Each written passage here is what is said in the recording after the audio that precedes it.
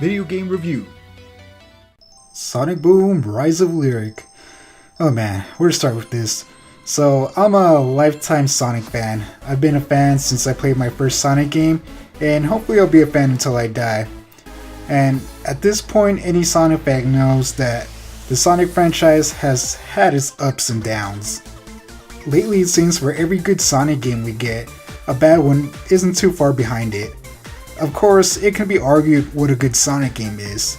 To me, a bad one is one with a bunch of glitches that is barely playable. I honestly don't think there are a lot of bad Sonic games, just a good amount of mediocre ones. So when Sonic Boom was announced, it was kind of a surprise to a lot of Sonic fans. Sonic and most of his cast got, for the most part, questionable redesigns, mostly Knuckles. I guess he started hitting the gym or something. I know I did a double take when I first saw his design, but the designs didn't really bother me all that much. The thing I like about Sega is that they don't give up on Sonic, and they continue making games based on the Sonic franchise. So I thought the designs might be weird, but if the new game is any good and fun, then it really doesn't matter. But then the game came out, and I started hearing about all these glitches and all kinds of bad stuff. It was bad enough that I decided not to play the game right away, but not playing it right away turned into not playing it at all. That is until now. I got the game on the first day it came out, and I've been putting it off since then, but I figured they have released patches and whatnot to fix the game, so maybe without all the bugs, it's actually a pretty good game. So I figured I would review it and see. Also, it's Sonic's 25th anniversary, so I have to review something Sonic related. So, is Sonic Boom Rise of Lyric just another bad or mediocre Sonic game? Or is it just a gem that needed to be polished so we can see its true beauty? Well, let's rock it and find out. Sonic Boom Rise of Lyric is an action-adventure video game developed by Big Red Button and published by Sega for the Wii U. At the same time it was released, Sonic Boom Shattered Crystal for the Nintendo 3DS was also released. The games are spin-offs of the Sega Sonic The Hedgehog series and are part of the Sonic Boom franchise, which also consists of an animated series, a comic book series by Archie Comics, and a toy line by Tomy. The two games together were the third and final part of Sega's exclusivity agreement with Nintendo, the other two games being Sonic Lost World and Mario and Sonic at the Sochi 2014 Olympic Winter Games. Both games were released in North America, Europe, and Australia in November 2014, and in Japan the following month, where it was retitled as Sonic 2 Ancient Treasures. The franchise was designed with Western audiences in mind, and Sega announced that the game would feature Sonic's traditional speed alongside a new exploratory game mechanic called Inner Beam. Sega of America's marketing director, Markilo Churchill, explained that the new franchise was not designed to replace modern Sonic, and the Western developer's CEO explained that Sonic Boom's Sonic is very different, both in tone and art direction. Big Red Button developed the game under supervision by Sonic Team and longtime Sonic game designer Takashi Iizuka. The game was built on CryEngine and is centered on combat and exploration. Sega outsourced the game to Western developers in order to increase the game's appeal in Western markets, making it a separate westernized Sonic franchise. The concept for the game came after the cartoon television series was planned. Big Red Button was chosen due to the studio's adventure game portfolio, and leader Bob Raffay, I'm sorry if I pronounced it wrong, of the Uncharted and Jak and Daxter series. The game is set in a separate continuity from the main series. It was originally not intended to be released in Japan. Sega did not provide reviewers with advanced copies of either Shattered Crystal or Rise of Lyric before the release of the games, so reviewers had to wait until the game was on sale to review it. Yeah, when people aren't allowed to review things early, it normally means something bad. So it should come to no surprise that when Rise of Lyric was released, it was slammed by critics and fans alike. Their main complaints were the numerous glitches, the camera system, controls, the combat system, the story, dialogue, and the character development. So just about everything in the game. The game also performed poorly commercially.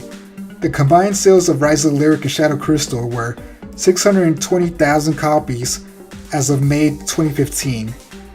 The game was so glitchy, in fact, that on the first day of release, a glitch was discovered that let players jump to infinite heights by pausing the game during Knuckles' jump, which could be used to bypass most of the game.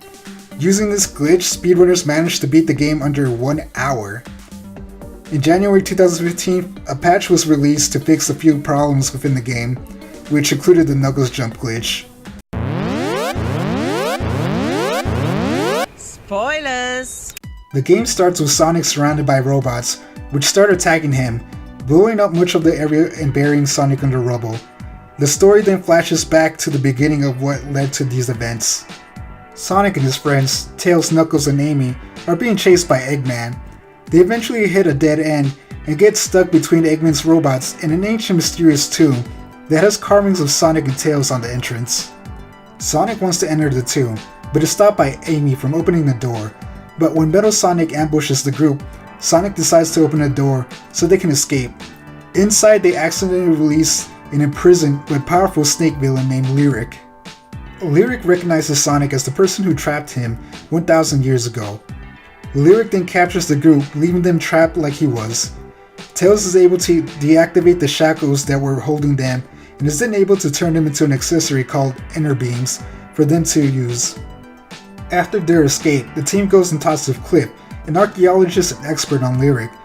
Through him, they discover that Lyric planned to power an army of war robots with the Chaos Crystals to create a world of twisted metal robots, but was trapped by the Ancients when they discovered his plan. After hearing that, the team decides to retrieve the Chaos Crystals before Lyric. While searching for the crystals at the abandoned research facility, they meet Maya, a robot who rebelled against Lyric. They ask Maya for the location of the crystals, but the location of the crystals have been long lost in time, so Maya decides to open a portal to the past so they can get a map to the crystals' locations. Before the portal can be stabilized, Sonic and Tails are attacked by Shadow, who had been following them for a while. They battle through several time periods, but are able to defeat him by throwing him into the portal, which sends him into sometime in the future. After the portal has been stabilized, they enter it and are sent 1,000 years into the past. There, they successfully retrieve the map from inside Lyric's weapon facility and trap him inside for future imprisonment by the Ancients and setting up the events that lead to this adventure. In the present, Lyric forms an alliance with Eggman, but after no successes, Lyric betrays Eggman by reprogramming Metal Sonic against him.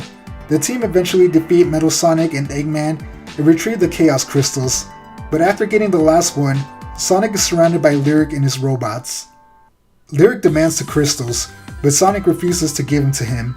Tails, Knuckles, and Amy, however, agree and hand over the crystals to save Sonic. Once they do, Sonic is then attacked by Lyric's robots and buried under rubble. This brings us full circle to where the game started. Sonic is able to, however, recover magically, and the team heads to Lyric's lair to stop him. During the battle, Lyric reprograms the Inner Beams to trap the team again, but before he can take advantage of the situation, Eggman ambushes Lyric from behind, freeing the group. The team then ties up Lyric using the Inner Beams, and Sonic removes Lyric's Technopath device to incapacitate him, and Knuckles gets rid of it. The team celebrates their victory at the end, but after the credits, Eggman recovers the Lyric's device and uses it to revive Metal Sonic. Sonic Boom is an action-adventure game. Unlike previous Sonic games, there's a bigger focus on exploring and combat. In the game, you can take control of 4 main characters: Sonic, Tails, Knuckles, and Amy. You can switch between the characters by pressing a direction in the D-pad. Each direction corresponds to a different character. Each character has their own unique abilities and gameplay mechanics. Sonic can use his spin attack and homing attacks. Tails can fly, glide, and use different gadgets. Knuckles can climb up on walls, and Amy can use her hammer to swing on poles and has a triple jump.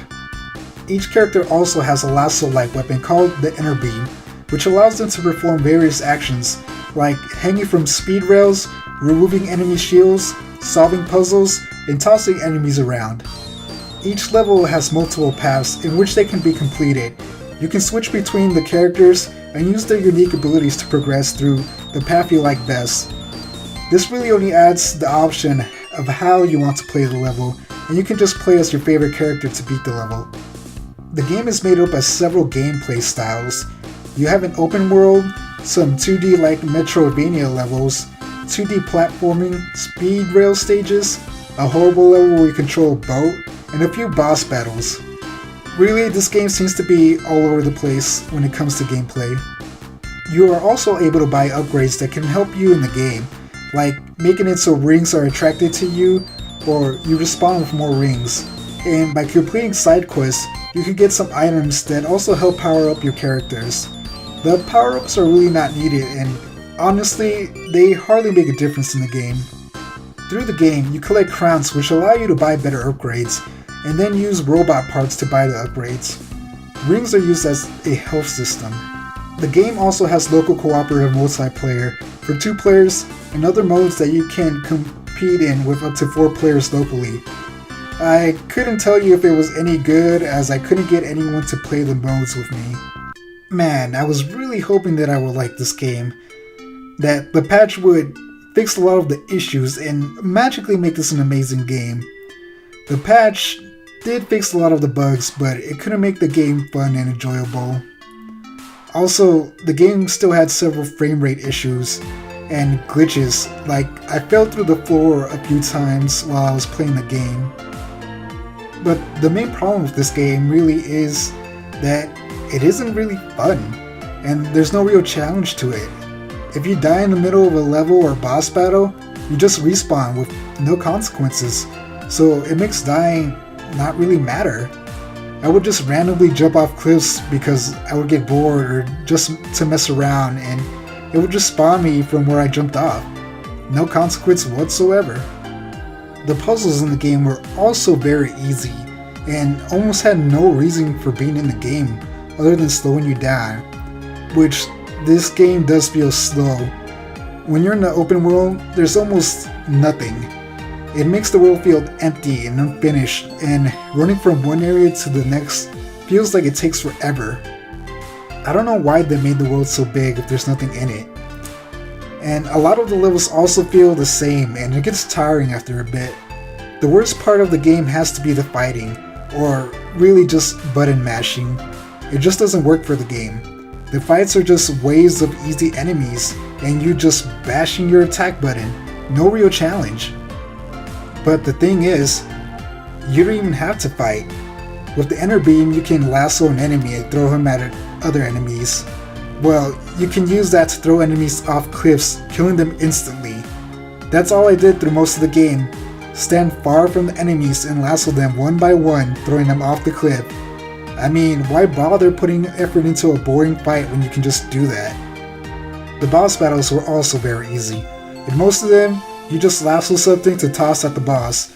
Then when enough damage is done, you lasso them to knock them down to the floor, and then punch them to do damage. The final boss is also a joke. Just one form, all you do is attack him, and then randomly during the battle, you stop to cross some obstacles to collect a crystal, which makes the final battle seem really lame. The story is also pretty bad. It just had a lot of problems, and it came off really dumb at times. Like, Lyric's robot assistant is easily convinced to do anything. It's meant to be funny, but really it's kinda dumb. For example, when they travel to the past, they tell the robot that in the future they are allies, and just it betrays Lyrics all of a sudden. The robot just goes, "I guess okay, I'm on your team now." Like, really? That's all it takes? Like I said, it's really dumb. They also threw Shadow into the game for no other reason than he has this big fan following. He adds nothing to the story, and he really feels wasted in the game. I will give them some credit though. They try to make something epic and cool, but unfortunately they failed. I don't know if they had no time or ran out of money, but the game feels like it was just a portion of what it was meant to be. Which sucks because a lot of their designs and ideas do seem cool. It's just that it doesn't look like they were able to realize those ideas. The redesigns of the characters didn't bother me, but I didn't like that they made Knuckles an idiot. Also, the secondary characters all look really lame and plain. So, do I recommend this game? No, not really. maybe if you're a Sonic fan, but this game really doesn't have anything to offer. It's about an 8-hour game with repetitive gameplay and a lot of time wasted running from one area to the next. Graphics are not good, and the game still seems to be glitchy in some parts. This game has little pros. Some of the music was okay, I like some of the designs for the areas, and you get to play as Sonic, Tails, and Amy and Knuckles whenever you want, so I guess that's cool. The cons are plenty. The graphics are not very good, the game is glitchy, repetitive, too easy, which equals no challenge, bad story, traveling from one area to the next takes forever, the game feels empty in the open world, fighting is really pointless, and the game is pretty boring. Like I said, I wanted to like this game, but by the time I was done, it really just felt like a chore to finish. If it wasn't a Sonic game, this would definitely be a game that no one would ever talk about. Luckily for us, we have 2 new Sonic games coming out next year, and hopefully they will be better than this game. Much better, which I'm pretty sure they will, because this game is bad. Well, that's it for now. Please like, subscribe, and leave a comment. Like, what's your favorite Sonic game? Or how fast is too fast? Catch you on the next one, and thanks for watching. Hey people, if you liked that video, check out some of our other videos, like my Ratchet & Clank 2016 video. And again, thanks for watching.